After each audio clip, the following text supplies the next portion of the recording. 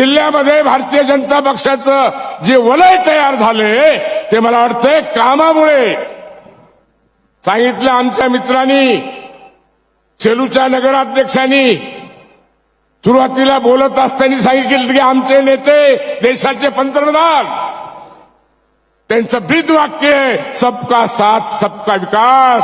आणि आपल्या परभणीचा खरा विकास पाहिजे व्हायचा आपल्याला वाटत असेल तर ही परभणी भारतीय जनता पक्षाच्या हातात आल्याशिवाय परभणीचा विकास होणार नाही। आणि मला विनंती करायची या निमित्ताने या शहरामध्ये 37-39 लोक भारतीय जनता पक्षाचे उभे राहिले।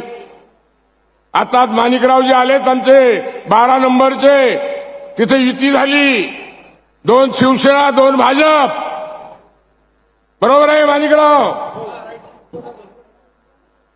ह्या सगळ्या गोष्टी आपण लक्षात ठेवल्या पाहिजे। आणि यावेळेस खऱ्या अर्थानं परभणीचं जे काही राहिलेला बॅकलॉग जर पूर्ण करायचा असेल, कोणावर विश्वास ठेवणार आहे तुम्ही?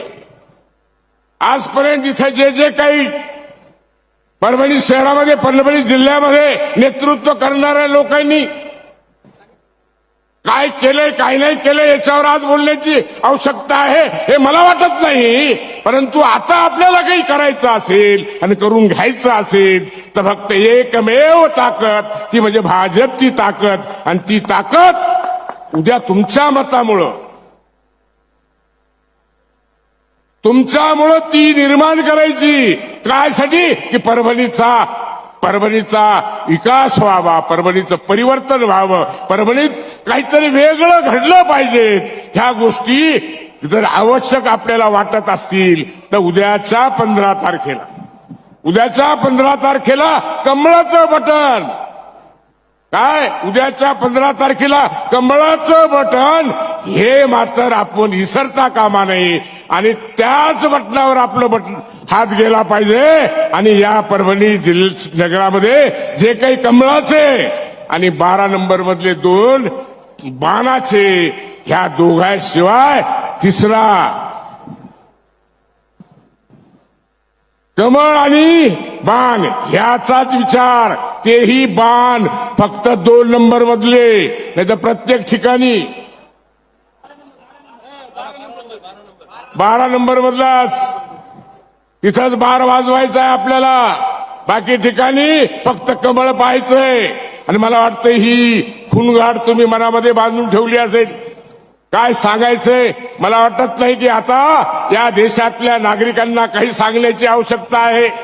अरे आपले 2014 पासून जर आज तगायत जर इतिहास पाहिला तर जगामध्ये छाप टाकण्याचं काम जर कोणी केलं असेल तर आपले पंतप्रधान नरेंद्र मोदींनी केलंय। आणि या महाराष्ट्रातल्या तळागाळातल्या लोकांना कुठेतरी आयुष्यामध्ये क्रांती घडवून आणायची असेल तर ते जर कोणी केलं असेल तर ते आपल्या देवाभाऊंनी केले, हे तुम्ही आम्ही विसरता कामा नये। आणि म्हणून आपल्याला मी मनापासून विनंती करतो की उद्याच्या 15 तारखेला आपण एकच काम कराल, ते म्हणजे भारतीय जनता पक्षाला यशस्वी करण्याचं काम कराल ना आपण? अरे मी तुळजाभवानीचा भोप्या आहे, आई तुळजाभवानीचा कदम आहे, मी कदम बोर्डीकर गावाचं नाव आहे। कोण आहे? कदम आहे। आणि मग आई तुळजाभवानीला स्मारा डोळ्यासमोर ठेवा आणि मला विश्वास द्या हातवर करून की या उद्याच्या निवडणुकीमध्ये सगळे मागचे लोक का हातवर करत नाहीत? का आपल्याला विचार नाही? आपण विश्वास दिलाय आई जगदंबेला समोरून की ही निवडणूक ही भाजपची निवडणूक, ही निवडणूक कमळाची निवडणूक। आणि 15 तारखेला कमळाच्या निशाणीचं बटन दाबून 16 तारखेला भाजपचा झेंडा या महानगरपालिकेवर फडकेल एवढीच विनंती करतो आणि थांबतो। धन्यवाद।